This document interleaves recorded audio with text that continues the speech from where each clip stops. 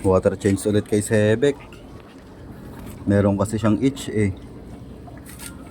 20% or 50% muna siguro para gumaling. Kasi nagtanong din ako sa mga tropa sa GC ng Maro. Kailangan to talaga water change daily. Kahit na 30 to 50% para maalis yung itch niya sa katawan.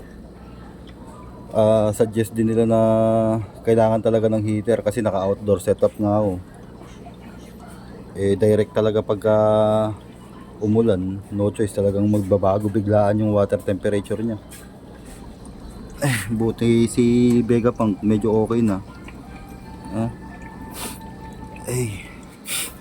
Nako naman. Saan ka na? Ano siya? Ayun, kung mapapansin meron siyang okay naman, masigla naman siya eh. Kaso yung ayun yung katawan niya may mga puti-puti, may mga itch siya.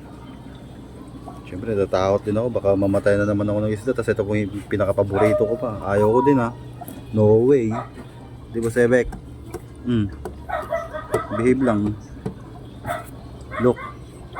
Salamat din sa mga tropa dun sa GC ng Maro. Dahil kahit pa paano, nagbibigay din sila ng advice tsaka suggestion. For now, tatanggalin ko muna itong mga botanical niya. Kasi dito daw nakakapit yung mga bakterya eh. Update na lang pagka water change.